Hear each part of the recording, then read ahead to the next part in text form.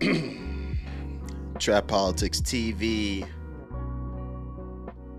trappolitics.com, trending culture, lifestyle commentary. Back at y'all again with another episode. Yeah. He is I and I am him. It's your boy Rel. Now let the games begin. Thank you guys for kicking it with me.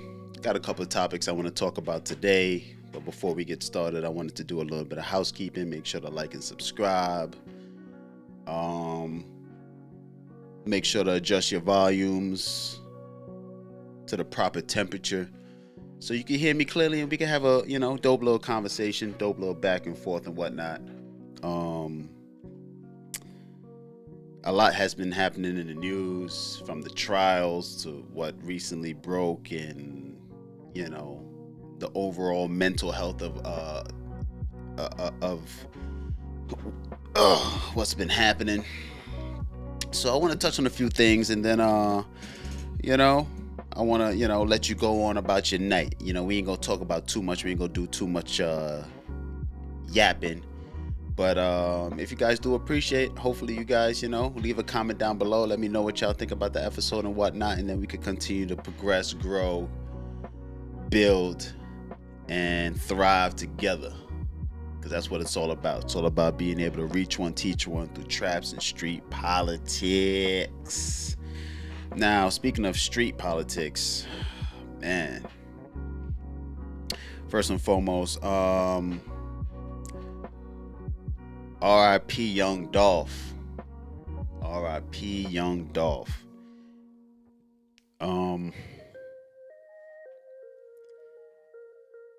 Now, there are a few things that really struck me about this whole situation, right? It's the fact that no matter how successful you are, you're never more successful than the streets if you're in the streets. And no matter how successful you are, you can't get away from being dragged back down. Even Jay-Z could be brought back down. You know what I'm saying? He could get caught slipping one day, but I guess you gotta have like billionaire status to really not be affected by no matter what level you get to, man. There's always still gonna be hate. Your life could always still be threatened, and it's crazy to really think about that. It's crazy to really see that. It's like you can't even enjoy your success because you still gotta live in fear. I mean, just look at the picture alone, right? The man got a bunch of jewelry on, look like the man is suffering from success. Shout out to DJ Khaled, right? But there's still the demons that come with the lifestyle that he lived, because apparently he was still kind of attached to the streets in a certain way. I guess the people that he was taking care of at some point or another was still, living that street life. But it goes back to my saying when I was first saying that no matter what level of success you seem to get, you can't seem to always get out of the street life, right? And to be honest, man, that's why I've never dabbled. And to be honest, sometimes it's kind of hard to really think that a person can't really just get away. Everybody says just leave. But for some, I believe it's a little bit more complicated than that. You got your lifelong friends that can't leave with you. Their life is in jeopardy and they're on payroll. So how could you just leave and abandon them? There's things that you just can't abandon. I mean, he had the cookie store that he got killed at. I'm pretty sure it was his mom's or something like that. Like it was tied to him in a way that it was more important to him to stick around than for him to just get up and just bounce. You know what I'm saying? He's providing support. It's hard for someone to just pick up and leave the hood, because there's more attached to the hood than just themselves. And people who say that are only thinking about themselves. A selfish mentality, a selfish mindset to just think that, oh, if I leave, then I'm good. not knowing that you still got other people within your family, within your organization, within your corporate structure that has developed and built things there. They can't just leave like you could easily leave. It's easy for you, but it's not that easy for the people that you care about, you know? And that's the thing that's always been overlooked. And people who say that is like they're not thinking of what really means more to a person like Dolph, you know what I'm saying? Now, granted, me personally, my circle is very small, and if I have to ever get up and go, I could get up and go. Shit, my level of success is always to the point where if I could leave at any point, I would definitely leave. But it's not to the point where I could just leave right now. I'm still developing, growing, establishing myself. So I'm not just going to take any mediocre type of success and try to run off with it. But if I was in the street life trying to build something and things happen to me, people can't just be like, yeah, son, you should have just left when you just, when you got that first 100K, 500K, 2 mil, you know what I mean? It's like, well, there's more to this corporate structure than just myself. And that's the side of things I believe that isn't looked upon, you know what I mean? That isn't looked at carefully. It's like, what really meant more to him is what kept him around. And unfortunately, his lifestyle ended up taking him below. Now, I don't know much about his lifestyle. I listened to some of his music, but still, it's like an example of success and the hate that comes with it. Because how could one even enjoy the success that they have if there's still going to be people that's willing to take them out of the picture? I heard that there's, a lot of rumors going around. There's a lot of beef and tension within Memphis between him and a bunch of other people that, that just wasn't agreeing with his success and just the way he came up and whatnot. And, hey, man, it is what it is. If you live within a certain lifestyle and things, happen, things happen. It kind of goes back to the whole Tekashi situation where he wanted to live a certain lifestyle, portray a certain lifestyle, and then when he violated the code of that lifestyle, people is like, well, this is what it is now, and then to try to double down and be like, well, at least he's not in that situation. It's kind of like, yeah, Tekashi ain't dead because of it, but still, it's like, these are the results of the lifestyle you choose to live. And unfortunately, man, in this situation, it cost Dolph his life. So, RIP to this brother. Unfortunately, it's sad to see a person with my complexion gone. Too many of us that are making it out the struggle are being taken under, and that's just like a sad thing to see because sometimes it makes you question success and if it's really worth it, I mean, a lot of people strive to become successful, but there's always envy that comes with it. And it's not like if, a person like myself is in a certain lifestyle that has people that want to envy, but on your way to the top sometimes, you got to do certain things. Not everybody has to do certain things, but if I have to step on a few people to get to where I got to go, not to say that I have to, not to say that I will, but if I need to, I might just do that. And if it results in somebody coming back after all of these years, rat tat tat tat tat, that's the way it is, shout out to Tupac, then maybe, you know what I'm saying, maybe that's just the consequences of the lifestyle that I choose to live. But hopefully the lifestyle that gets me to my prosperity isn't one where I have to step on anybody. And I'm always down to build, grow, and prosper with all. Like AZ once said back in the day, everybody eats. And if everybody could eat, that's always the best thing. From what I heard, the man did, he was an independent artist. So all his royalties and whatnot was pretty good. I mean, his music, he has a pretty good fan base. I've heard some of his songs and whatnot, and I'm pretty sure he was pretty big in Memphis for news to circulate like this. So it's not like if he was a nobody, people trying to downplay his success, but to be independent and still be able to ride around in fancy cars and do and live the type of lifestyle that you want to live, it's complimentary to the hard work that you put in, man. So RIP to this entrepreneur. I respect entrepreneurs. I respect independent people who broke the chains of slavery. He didn't have to sell his time at no job for no minimum wage or none of that shit. Because if he probably would have did that and got killed in the streets, I don't think he would have been on my screen right now. You know what I mean? I don't think it would have been a big deal. Because people who do things like that, they don't really get the type of publicity. At least he broke the chains and did his own thing, man. So shout out to that entrepreneur.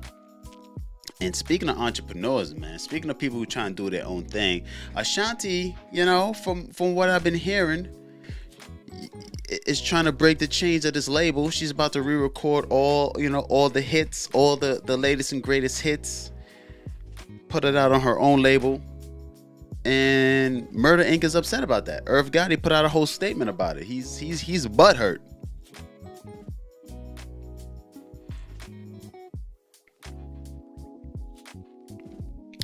Now, is Irv wrong? I don't think Irv is wrong though, right? So peep game. I don't think Irv is wrong for what he's doing and what he's saying, because at the end of the day, right? I don't want to say the wrong things. I don't want to say Ashanti wrote the song, but a lot went into bringing that song to light. You know what I'm saying? Irv put a lot of work into creating Murder Inc. Records to sign Ashanti, and then to get her songs on radio and to play that shit. Even if she may have wrote the song, they did a lot of work in promoting the song to make it what it is. And then for her to like double down and be like, you know what, I'm gonna take this and I'm gonna just release it on my own shit under the cover laws. It's crazy, right? It is it is crazy to think about. Shout out to Ashanti though. Shout out to Lake Grove. Shout out to Long Island.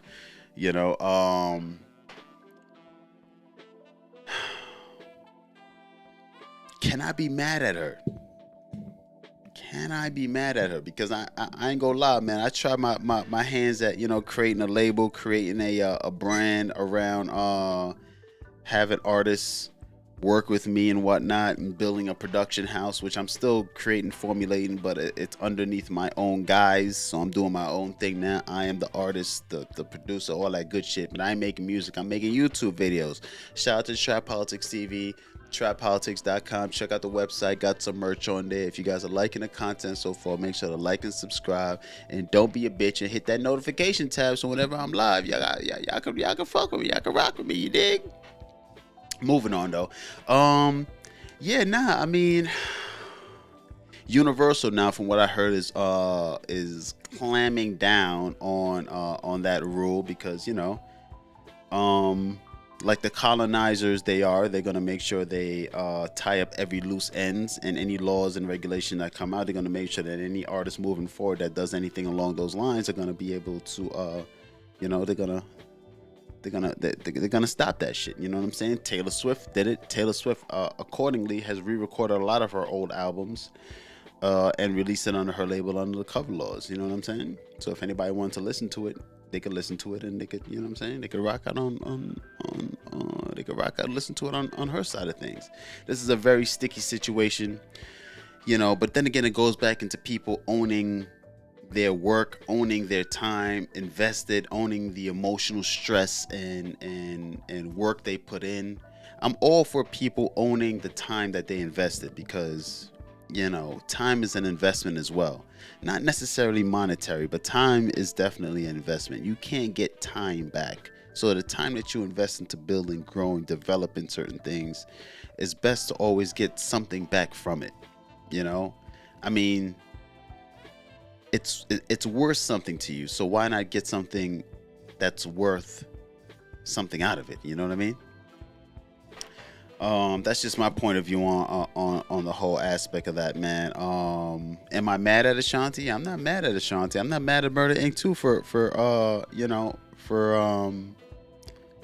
trying to stifle the whole idea about it. I can't. This is a situation where I can't even be mad at anybody on either side, because I understand that I might have, I could have probably found myself in the same situation if things would have went the way that it went. But I've dealt in done work with a lot of deadbeat artists in my local area.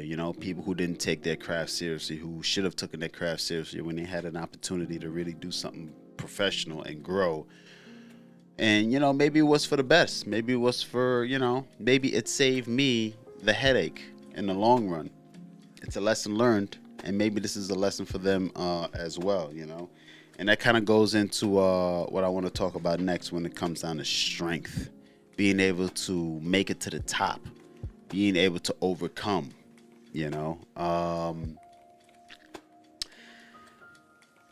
Life throws a lot of curveballs as you go along your journey to prosperity or whatever goals you're trying to aim for and shit. And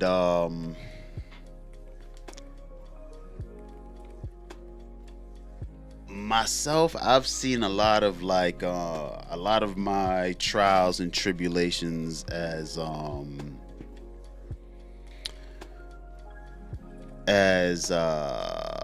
lessons to be learned, no matter what it is, whether it's love, friendship, business, work, family. I've looked at a lot of my obstacles as lessons to become a better me.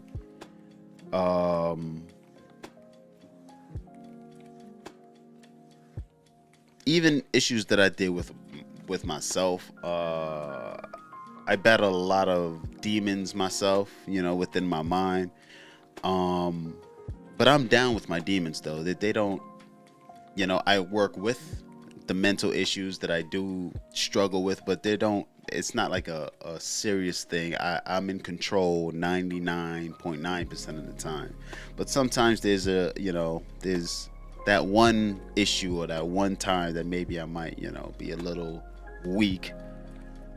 But sometimes I tend to remind myself the things that I have to remind myself of the things that I've overcome, the things that I've faced and been able to say that I accomplished that, I went through that, and here I am today without a scar. I've been in the lion's den plenty of times, and I've walked out with the head of the lions that try to devour me. You know what I'm saying? I've done a lot of battles, and I've walked out victorious on a lot of situations. You know what I'm saying? I have a lot of self-control, and I have had a lot of victories in these lions dens. I mean, recently I was courageous enough to take another trip to another foreign country by myself, and came back without, any of the fears or anything happening to me, which a normal person or anybody, I mean, people take random trips all the time anyways. It's not like it's a big deal. But the people that I'm around and the lifestyle that I live, these people within my family and outside of my family are a bunch of scared bitches. You know what I'm saying? They would never take a trip to a foreign country that they don't know anything about, the place, the language, the people, anything. And they just think that something bad is just instantaneously gonna happen to them. That's a bitch made mentality. That's such a disability in the mind, for you to just think that you have to have someone holding your hand no matter where it is that you go. Even when it comes down to business, just thinking that you just got to have someone holding your hand to do something that you should be figuring out yourself, always asking people for advice. I get it. Sometimes a mentor is good, but the best mentor is experience. Let that be your mentor. Yeah, you're going to fail. So what? Pick yourself back up, learn from your mistakes, and carry the fuck on.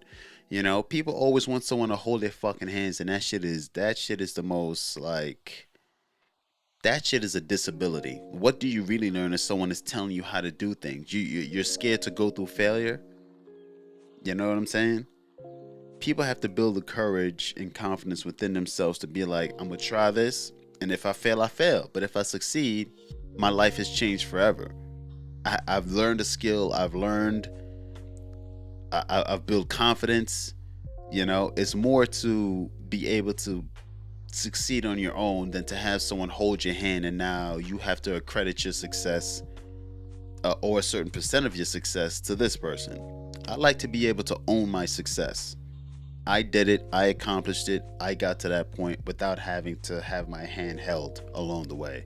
I fell, but I got up, and I succeeded when I got up. You know what I mean? Strength in oneself.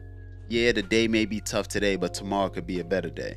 Tomorrow might be tough too, but the next day is going to be better because I'm learning as I go along. I'm building resilience, I'm building endurance, and I'm building confidence in myself to always get over that hump, to be able to achieve the next, and to continue to grow. These are the things that I tell myself. You know what I'm saying? These are the things that I sit back and I reflect on sometimes. And trust me, the days get tough. Like I said, I battle demons too. You know what I mean? Sometimes I got to drink just to be able to build up that confidence. But I know though that the end result is something that I've always wanted. You know what I mean? To continuously break the chains of mental anxiety and slavery and living in fear. Nothing is worse. Nothing is more worse than living in fear.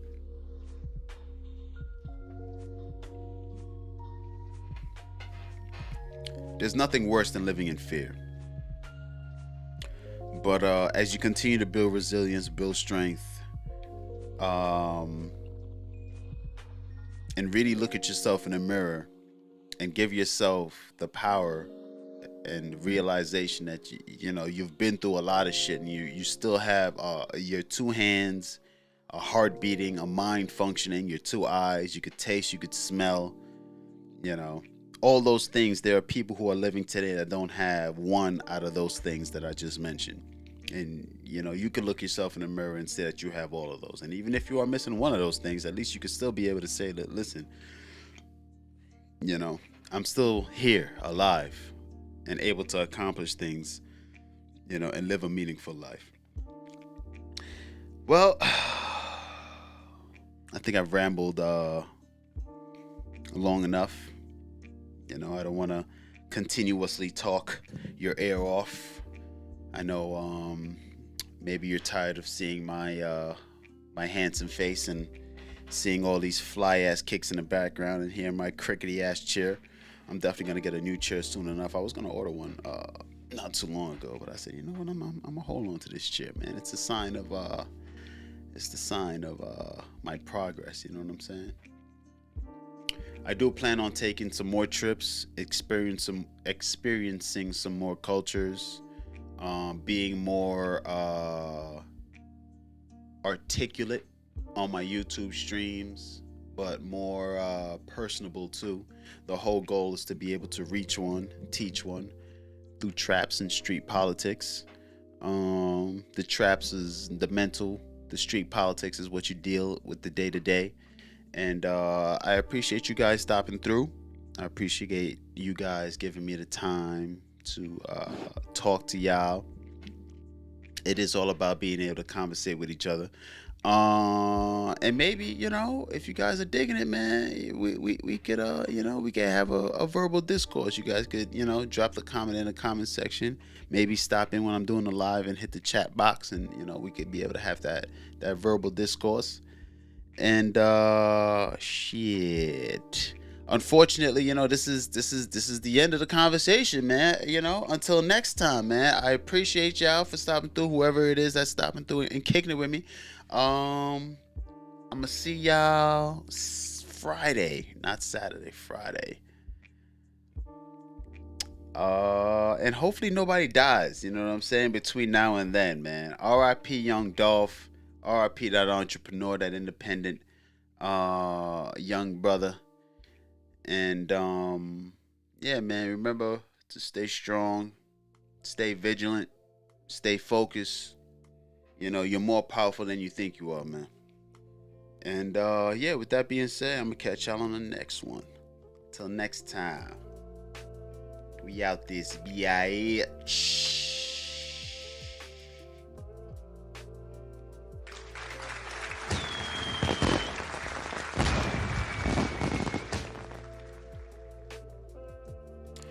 Damn, I can't believe they did that to that dude, though, man. Right in front of that shop like that. That's crazy. Streets got no love, man. Niggas die every day, I guess, right?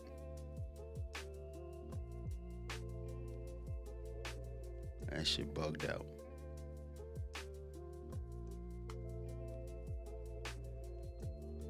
Yeah, that shit bugged out.